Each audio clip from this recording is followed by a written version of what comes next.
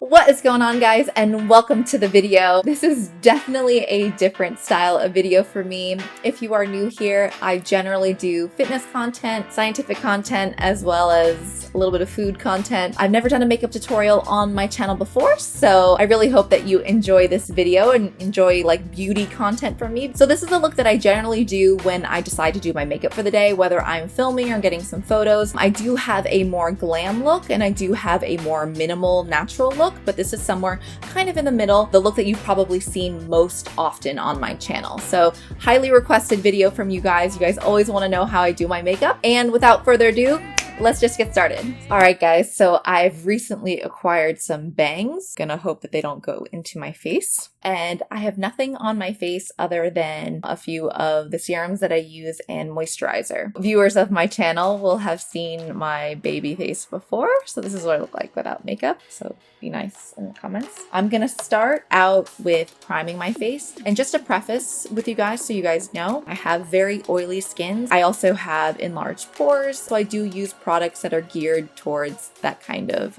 skin type. The primer I'm going to be using is the Kane & Austin Prime and Protect Mattifying Primer. It also has SPF 50, and I have really been enjoying this primer. I did get it from Sephora, and it also has a little bit of skin tint in it, so it is a little bit tinted. I actually really like using this on days that I don't wear makeup at all as well. All right, so the foundation that I'm going to be using, which I'm going to be using first, is a very affordable foundation. It is the Wet n Wild Photofocus foundation, and I use the color Golden Beige, and it has a kind of a bizarre applicator. It's like a paddle, and I'm also going to be using a damp Real Techniques sponge. It's clean, it's just stained. I'm going to just put some foundation on the back of my hand, and I don't like to use too much. This foundation has, I wouldn't say it's matte by any means. It's like a satin finish. I do like using matte foundations, but this is just the one I've been liking in Canada because the weather is a little bit drier here. I'm just going to take some on the back of the sponge and start pouncing it onto my skin. I have very yellow undertones, so this foundation in this color looks really nice on yellow tone. So I do also like to bring it down onto my neck so everything matches and it doesn't look like I have a face mask. Okay, that looks pretty good. So the makeup that I'm going to be using is a good mix of some high-end and affordable like drugstore makeup. A lot of it is drugstore. The next thing I'm going to do is use some concealer for my under eye bags and then to highlight a little bit down like the center of my face. So I'll highlight down my nose, on my forehead, and a little bit on my chin. And this is the Flower Beauty Light Illusion Full Coverage Concealer. And I don't do like a full triangle. I just kind of go like underneath my eyes and try to cover up a little bit of darkness under my eyes. That one is in light medium, but I also have the color light, which is going to be better for highlighting. So I'm going to add a little bit of light on here too. Where I use the light medium, I'm just going to use the same side of the blender here.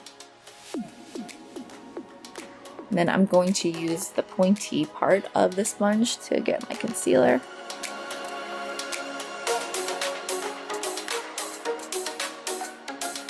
All right, my face is super flat.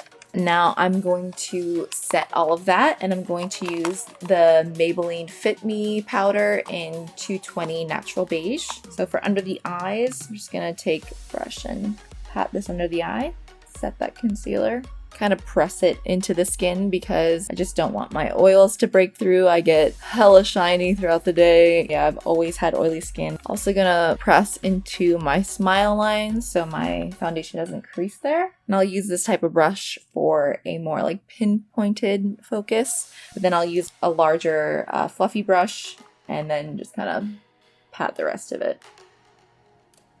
This one disperses it a little bit better so it doesn't get like too cakey looking. Okay, so after that, I'm going to add some dimension back into my face because I have completely lost it with all of that foundation and concealer. I'm going to use a bronzer. This is the Anastasia Beverly Hills powder bronzer in Rich Amber. It's a pretty warm tone bronzer. I use it to add a little bit of contour and of course to warm up the face. It's a really pretty bronzer and it's really blendable. It's not patchy or anything. I really like this one. First, I'll try to go into the hollows of my cheeks and take some on the sides of my forehead do the usual 3 motion. If you guys are familiar. Take your bronzer and contour into a 3 on the side of your face. Do a little bit under the chin. And I blend it onto my neck just because I don't want my face to be significantly darker than my neck. I also like to take it onto my eyes a little bit because I like to have like an overall bronzed look. Now that there's a little bit more life and dimension to my face, I'm also going to contour my nose, which is something that I always do. I always contour my nose. I'm going to use Smashbox, the Cali Contour Shape Bronze and Glow. So I'm going to use this more cool toned color mixed in with the bronze color here. And what I do is I just bring this color onto the sides of my nose. I'll also add it to the tip of my nose, which will shorten your nose. And then I'm going to use this highlight shade and I'm going to bring this down the center of my nose. And sometimes when I'm feeling a little bit extra, I'll take some of the contour color and bring it into the sides of my nose here. Make it a little bit more snatched. It just brings in your nose to make it look a little bit more narrow. Then I'm just going to take a fluffy brush and kind of blend that all out. For the blush, this is just a very affordable blush that I picked up at the drugstore. It's the Essence Shape Your Face little contour palette. I do like the bronzer in it, but I just don't like the bronzer as much as I like the Anastasia one. It's way more blendable and smooth, but this one's not bad. But I like the blush in this palette. It's just a nice like coral pink blush. I'll take some and I'll lightly dust it onto the apples of my cheeks and then bring it a little bit up.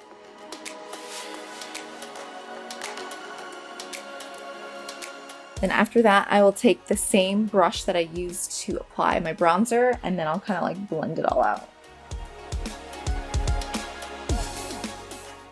Okay, I'm going to do a very simple eye look, and the palette that I'm going to be using is the Jouer Essential Matte and Shimmer Eyeshadow Palette. Because I'm traveling from all of like my makeup that I have in Florida, with me right now I just have the makeup that I travel with, just things that are more convenient and travel friendly. So this palette has a good blend of good matte shadows and good shimmer shadows. Looks like this. And I'll take a fluffy brush and I'm going to go into this color first. And it's a really good transition shade and I'm just going to put that in the crease.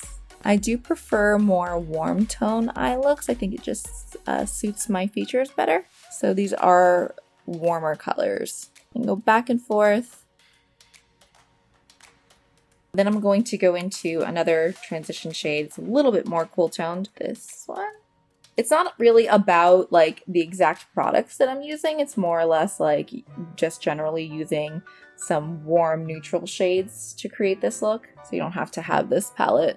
I'm pretty sure like every neutral palette will have shades that are really similar to this. And it's really about like building and blending. I'm doing a very simple eye look. It can still look really patchy if you don't keep adding color and then blending and then keep adding color and blending. And then I'm going to go into a little bit of a darker brown just to deepen it up a little bit and put it into the crease. A little bit of a darker brown color and just build up the crease a little bit.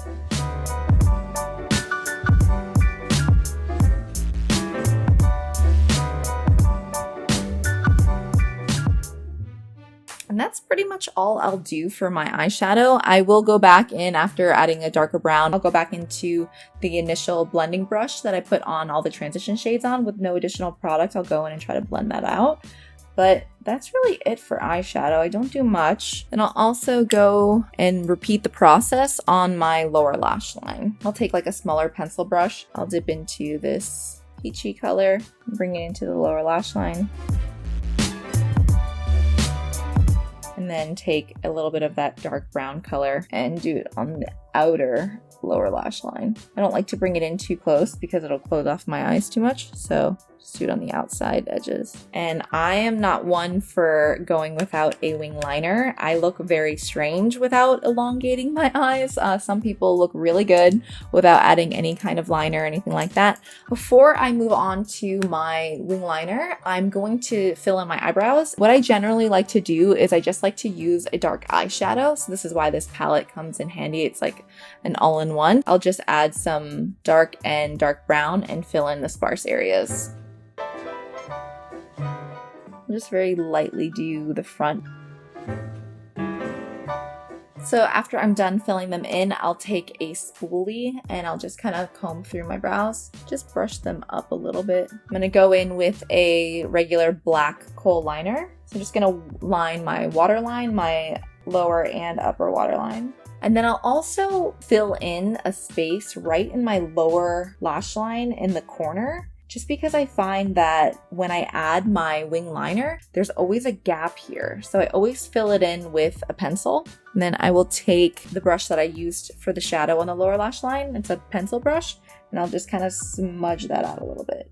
Kind of bring it into a little bit into the outer corner of my eye, that outer V area. So this is the part that a lot of people are very scared of, and I have never done this on camera, so hopefully I don't completely mess it up. I'm going to do my wing liner, and this is my ride or die eyeliner. I think I've tried every single liquid liner on the market, and this is just the one that has always worked for me. It's like a brush tip. For some tips on how to do this, or how I just do it myself, I will first go really close on the top of my eye, close to my lash line, and then I will draw a wing on the outer corner and then try to connect it all. It's hard to explain. Hopefully you can see what I'm doing. I'll bring the liner really close and drag it across the top of my lash line. And then what I'll do after that is I'll go from like the outer corner of my eye and just go up in a wing. So I'm just gonna drag up in the corner. And once I got the shape for the wing on the outside, I'm going to draw a straight line in to connect with the liner on the top of my eye. And then I'll just fill in that gap there. And then I go into the inner corner of my eye and just kind of finish off that line there. So that's one. So hopefully I can get the other one to look kind of similar to this one.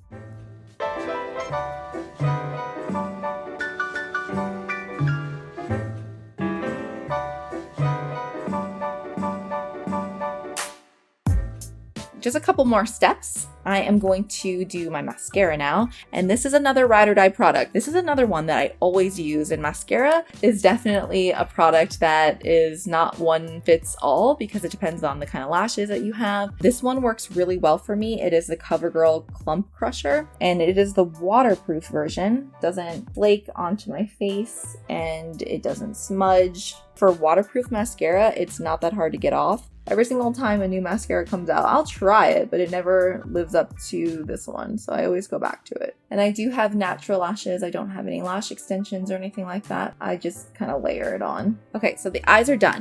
If you guys are into makeup, you probably noticed that I did not highlight my face yet. I wait till the end to do it because I'll constantly go over my makeup with that initial like powder to make sure that I don't have fallout everywhere. So I don't want to like completely wipe away my highlight if I do it too soon. So I'll use this highlighting brush. This one I got from Wet n Wild. So I'm going to go back into the Cali Contour Kit, and it also has some highlighting shades. So I'm going to use the lighter of the two. It's like a nice champagne highlight. I don't really like a super intense highlight, just enough to add a little bit of glow. A little bit on my forehead, top of my cheeks, tiny bit down the bridge of my nose. I'll take some onto my upper lip. Usually I do this with my finger.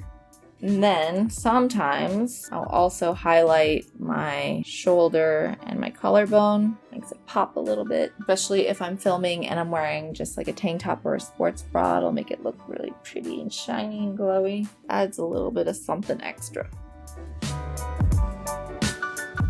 Last but not least, I'm going to add a little bit of color onto my lips, and I'm going to wipe off some of the foundation that I have on there.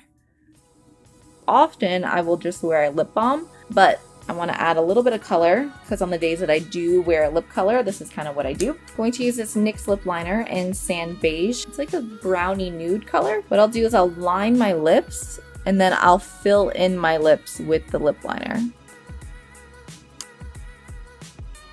And since it is a little bit dark, I'm going to top it with the NYX Butter Gloss in Creme Brulee, which is a light pinky gloss. Just a little bit in the center.